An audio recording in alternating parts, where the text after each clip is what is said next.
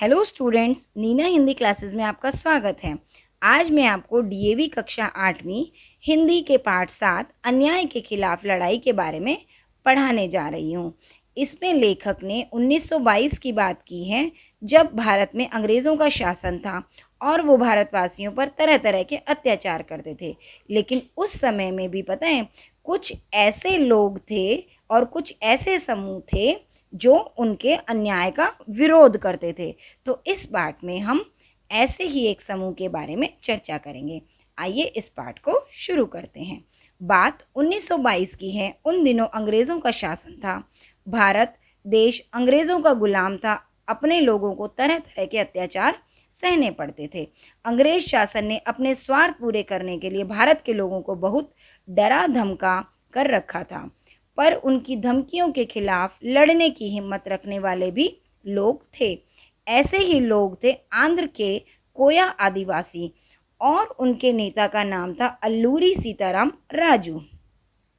हाँ, तो बच्चों, जैसा कि आपने देखा, ये 1922 की बात है, जब भारत में अंग्रेज़ों का शासन होता था और पूरा भारत देश अंग्रेज़ों का गुलाम था। वो क्या करते थे? अपने स्वार्थ पूरे करने के लिए भारत के लोगों पर तरह तरह के अत्याचार करते थे, डरा धमका कर रखते थे और हमेशा धमकियाँ देते रहते थे।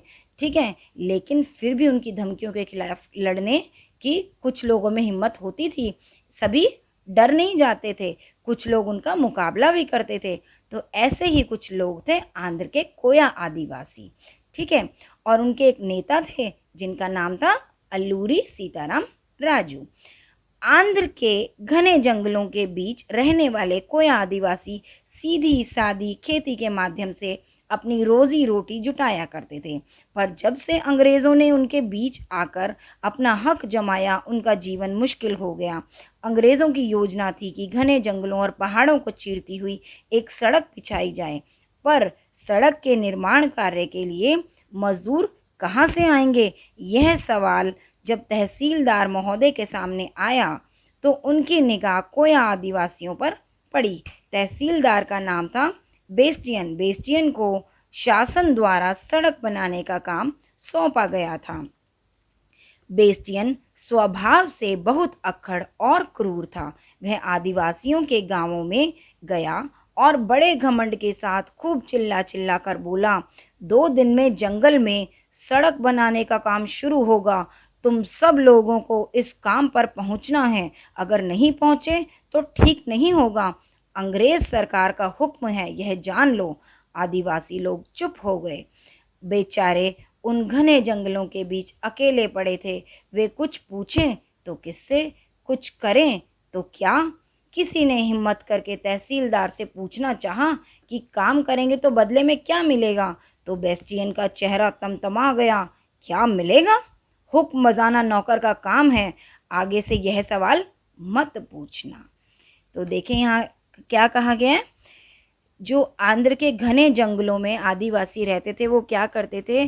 खेती करके अपनी रोजी रोटी कमाते थे। सीधे साधे से लोग थे। ठीक है, लेकिन उनके जीवन में भी मुश्किलें आई। उनका जीवन एकदम बदल गया। कैसे? जब अंग्रेज़ों ने उन पर आकर अपना हक जमाना शुरू कर दिया। अंग्रेज़ों ने एक योजना बनाई कि घने जंगलों और पहाड़ों के बीच में एक सड़क बनाई जाए, लेकिन फिर उन्होंने सोचा कि उसके लिए मजदूर कहाँ से लाएं। फिर जो उनका एक तहसीलदार था अंग्रेज़ों का, जिसका नाम था बेस्टियन, उसको शासन ने ये सड़क बनवाने का काम दिया था। उसने क्या किया? उसने सोचा क्यों ना आदिवासियों से काम कराया जाए। अब उस बेस्टियन जो तहसीलदार था, उसका स्वभाव बहुत ही खराब था, बहुत ही अक्खड़ टाइप का व्यक्ति था वो, और बहुत ही क्रूर था। वो आदिवासियों के गांव में आया और खूब उनको चिल्ला चिल्ला कर बोलने लगा कि 2 दिन में जंगल में सड़क बनाने का काम शुरू होगा और सबको वहाँ आना है और सबको काम करना है। तो अब जो लोग थे आदिवासी, वो बेचारे अकेले पड़ गए। जंगल में वो अकेले रहते थे। वे डर गए, लेकिन फिर भी उनमें से एक व्यक्ति ने हिम्मत करी और तहसीलदार से पूछ ही लिया। क्या पूछा? उसने पूछा कि काम तो करेंगे, लेकिन काम के बदले में मिलेगा क्या? तो जो बेस्टियन था, वो उसको गुस्सा आ गया और वो बोला कि हुक्म बजाना तो नौकर का काम है। हुक्म बजाना मतलब आज्ञा का पालन करना, और वो उनको मतलब नौकर कह रहा है, किनको, आदिवासियों को कह रहा है कि हुक्म बजाना तुम्हारा काम है, मतलब तुम्हारा तुम्हारा काम है कि तुम्हारी हमारी आज्ञा का पालन करो। और कह दिया आगे से ऐसे सवाल पूछ भी मत लेना कि क्या मिलेगा, या किसी प्रकार का सवाल मत पूछ लेना, ऐसा वो बेस्टियन आदिवासियों से कहता है। फिर बेचारे सहम जाते हैं और काम करने लग जाते हैं, लेकिन वे फिर भी अपमान से अंदर ही अंदर घुटते जा रहे थे, और उनको गुस्सा भी बहुत आ रहा था, ये गुस्से की आग से भी सुलग रहे थे अंदर ही अंदर। फिर क्या होता है देखें, उन्हीं दिनों एक साधु जंगलों में आकर रहने लगा था। उस साधु का नाम था अल्लूरी सीताराम राजू।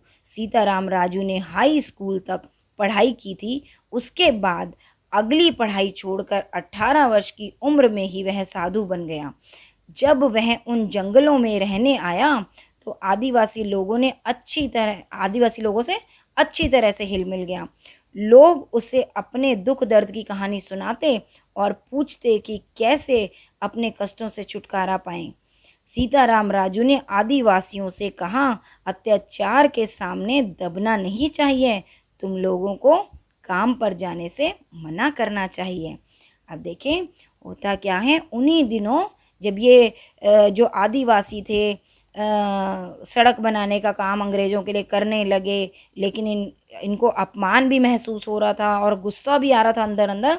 तो उन्हीं दिनों एक साधु था जिसका नाम था अल्लूरी सीताराम राजू, जो कि हाई स्कूल तक पढ़ा था, और वो 18 वर्ष की आयु में ही साधु बन गया था। वो उन जंगलों में आकर रहने लगा था, और आदिवासी उससे खूब अच्छे से उनकी बोलचाल हो गई थी, ठीक है। और वो अपनी सारी बातें बताते उसको, अपने दुख दर्द की कहानियाँ सुनाते, और अपने कष्टों से कैसे छुटकारा पाएं ये भी उससे पूछते। तो इस साधु ने अल्लूरी सीताराम राजू ने उनका नेतृत्व करना शुरू कर दिया। ये उनका नेता बन गया और बताने लगा कि कैसे इनको अपने कष्टों से छुटकारा मिलेगा। तो सीताराम राजू जो था उसने आदिवासियों से कहा कि उनको अत्याचारों के सामने बिल्कुल भी दबना नहीं चाहिए, चाहे अंग्रेजी शासन के लोग कुछ भी करें इन पे, लेकिन उनको दबना नहीं चाहिए कि उनसे डर के काम करने लगे, बल्कि इनको क्या करना चाहिए, काम से मना कर देना चाहिए और उनका बिल्कुल भी सहयोग नहीं करना चाहिए। तो बच्चों, मेरी वीडियो आपको कैसी लगी? उम्मीद करती हूँ आपको वीडियो पसंद आई होगी। अगर आपको मेरी वीडियो पसंद आई हो तो इसको लाइक, शेयर और सब्सक्राइब ज़रूर करें। ये था इस कहानी का भाग 1। अब आगे हम भाग 2 और 3 पढ़ेंगे। तो भाग 2 का मैंने लिंक अपने डिस्क्रिप्शन में लिख दिया है। ठीक है, धन्यवाद।